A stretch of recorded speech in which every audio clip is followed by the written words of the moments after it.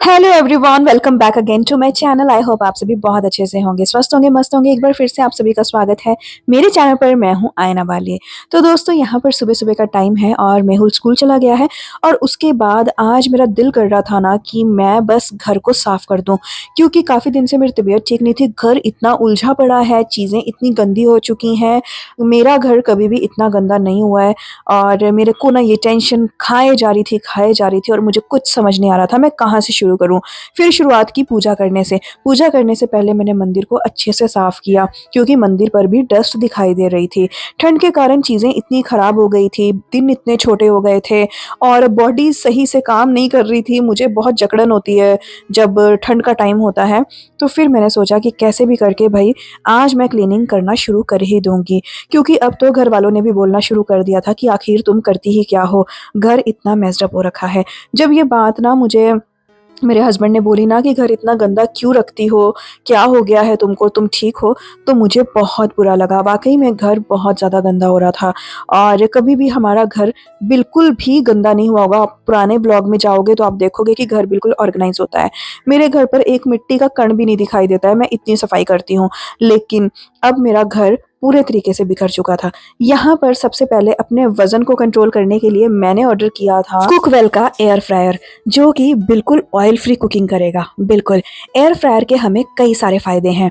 एक तो time saving होगा और सबसे बड़ा फ़ायदा कि इसमें मैं जो भी चीज़ बनाऊँगी उसमें मुझे ऑयल यूज़ नहीं करना होगा। बिल्कुल माइनर सा ऑयल यूज़ करना होगा, जितनी ज़रूरत है ना उससे भी कम। इसको ऑर्डर करके मैं इतनी खुश हूँ ना कि आप लोगों को क्या ही बताऊँ, क्योंकि अब मैं अपने वज़न को कंट्रोल कर पाऊँगी और ऑयल फ्री चीज़ें खा पाऊँगी और जो मन करेगा वो खा पाऊँगी। अब मुझे ज़्यादा डाइटिंग करने की ज़रूरत नहीं होगी, क्योंकि मैं खाने वाली हूँ कुकवेल में बनाया गया खाना, जो कि होगा बिना तेल मसालों के, एकदम सिंपल सा खाना। तो दोस्तों, अगर आप लोग भी चाहते हैं अपने वज़न को कंट्रोल करना, तो आज ही अपने घर पर लेकर आएँ कुकवेल एयर फ्रायर और हो जाएँ पहले की तरह फिट।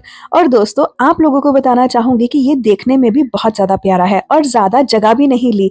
ये आपकी किचन में कहीं भी फिट हो जाएगा, या फिर आप किसी टेबल पर भी साइड पर रख सकते हैं। इसमें आप पिज़्ज़ा, बर्गर जो चाहे खा सकते हैं। एकदम मज़ेदार चीज़ ऑर्डर की है मैंने।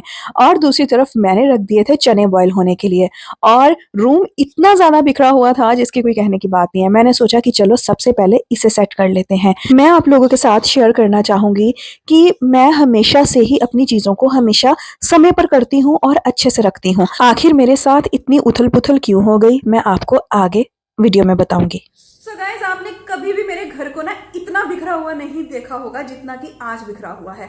कोई चीज अपनी जगह पर नहीं है, हर एक चीज इधर उधर हो रखी है। रूम दोनों गंदे हैं, किचन गंदा है, हॉल गंदा है, कुछ भी सही नहीं है। मुझे दिखाने में भी शर्म आ रही है, मतलब कि इतना ज्यादा गंदा हो गया है, क्योंकि मेरी बैक में पेन हो रहा था। ठंड बहुत ज्यादा हो गई थी यहाँ पे। अब मौसम थोड़ा खुल गया है, तबीयत भी मेरी ठीक है। बीच में मैं काफी ज्यादा बीमार भी हुई थी और वीडियो भी मेरी बीच में मिस रही है 1-2 दिन। और कल भी मेरी वीडियो जैसे कि आपने देखा नहीं आई। तो आज मैंने सोचा कि चलो मैं अपने घर को साफ सुथरा करती हूँ, सारी चीज़ें ठीक से रखती हूँ, ठिकाने से रखती हूँ, तभी जाके मुझे सुकून मिलेगा। क्योंकि जब तक घर गंदा होता है ना, मेरा जो दिमाग है वो चलता नहीं है, कहीं ना कहीं स्टक रहता है। तो आज घर सेट करते हैं पूरा, और साथ साथ में आपको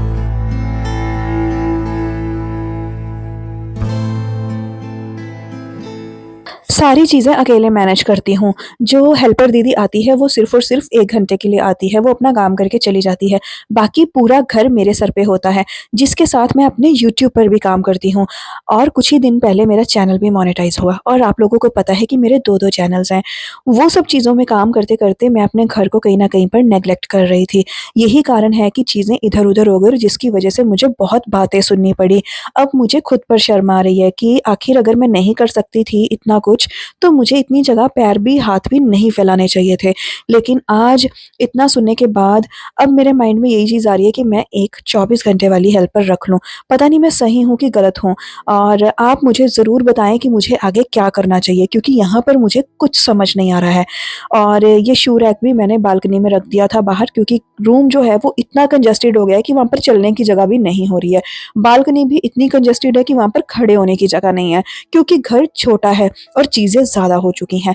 फिर मुझे कुकिंग भी करनी थी, और मेहुल स्कूल से आने वाला है। मैं चाहती हूँ कि जब वो स्कूल से आए तो उसको बना हुआ खाना मिले, कहीं ऐसा ना हो कि घर तो ठीक नहीं है, ऑर्गेनाइज़ नहीं है और खाना भी समय पर नहीं मिला तो सारी चीज़ें और ख़राब हो जाएँगी। तो इसीलिए मैं सारे काम छोड़ के खाना बनाने लग गई, लेकिन मेरा दिमाग यहाँ भी नहीं टिक रहा था। मैंने सोचा कि चलो फटाफट से मैं चने और राइस बना देती हूँ। चने बॉयल होने के लिए मैंने पहले ही रख दिए थे। आपको मैंने पहले जब बताया ना कि मैं बाकी के काम कर रही थी, तब उस टाइम पर चने बॉयल हो चुके थे।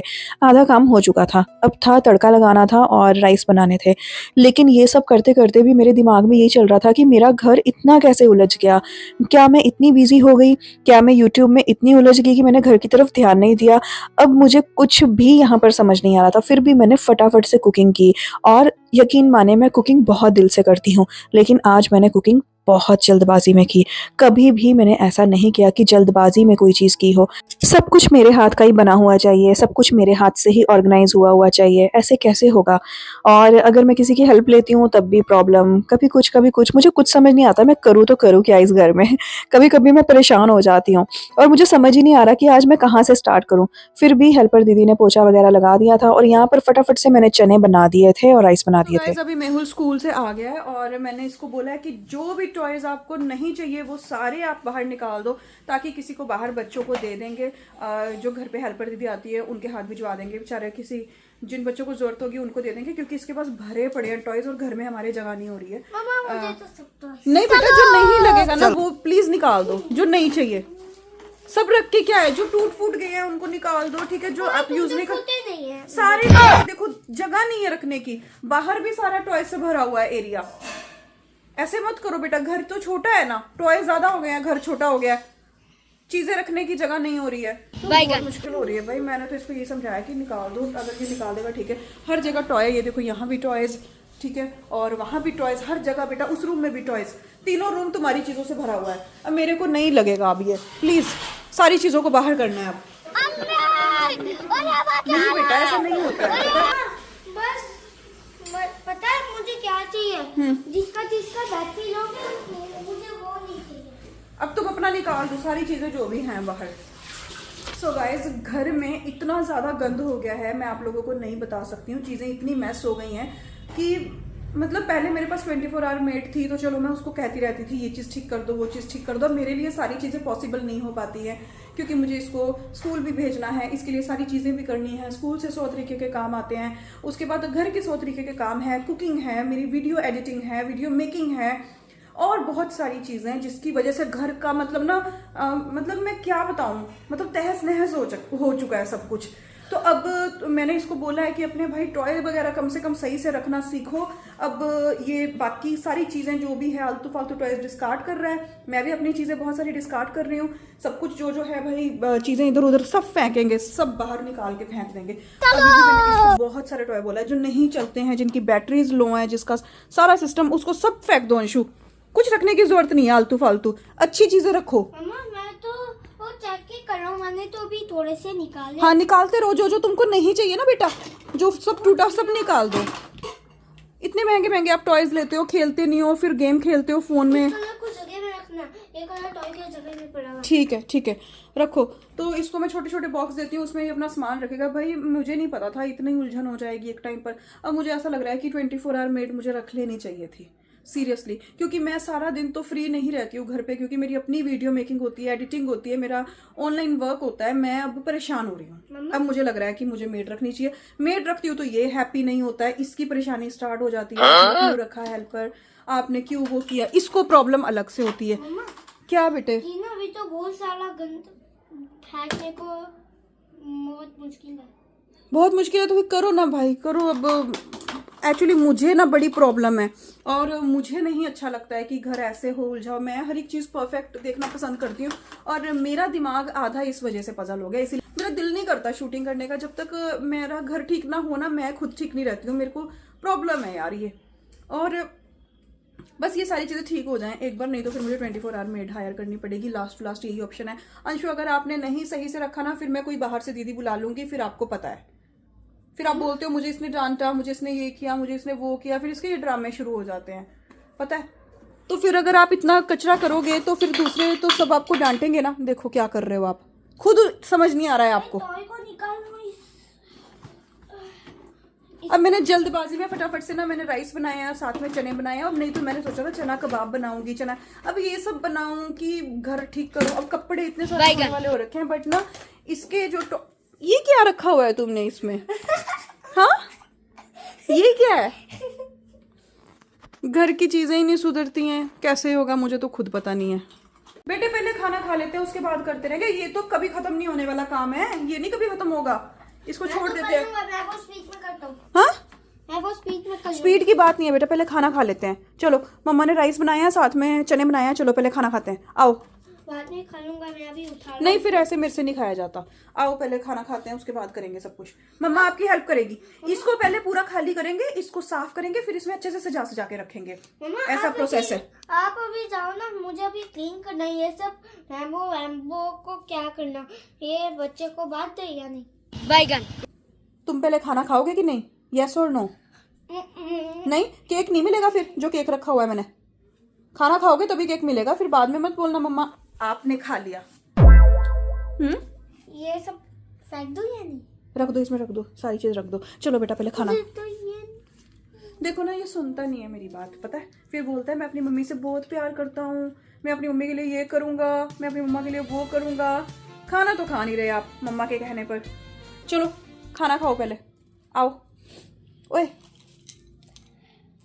यार, ये घर कब चेंज होगा? सीरियसली इस घर में ना सेटिंग नहीं हो पा रही, पूरा साल तड़फते ही रहे, कभी यहाँ ये वहाँ, क्योंकि कुछ सिस्टम से नहीं बना हुआ। यहाँ पे एसी डाउन लगे हुए हैं, वहाँ कुछ रख नहीं सकते हम, है दरवाजे का सिस्टम कुछ समझ नहीं आता है। मतलब आमने सामने दरवाजे हैं, और मतलब वॉशरूम बीच में, कुछ नहीं रख सकते। अब ये मैंने साइड पे रखा है एक, मतलब बिल्कुल मुझे पसंद नहीं आया। यहाँ का जो स्ट्रक्चर है ना, मुझे नहीं अच्छा लग रहा है घर का जो बना हुआ है। और अब ये डाइनिंग टेबल को मैंने यहाँ रखा हुआ है, अब इसको मैं यहाँ रखना चाहती हूँ, वहाँ विंडो है, फिर अब टेबल को उसको कहाँ रखूँ? इसीलिए मैंने अपना चंडीगढ़ वाला सोफ़ा भी नहीं लिया, मैंने वो अपने पापा और के घर पे भेज दिया था, और यहाँ पर भी मैंने नहीं खरीदा। रीज़न यही है कि घर कैसे रखेंगे, जगह ही नहीं है। मतलब कैसे बना हुआ है घर ये यार, क्या है?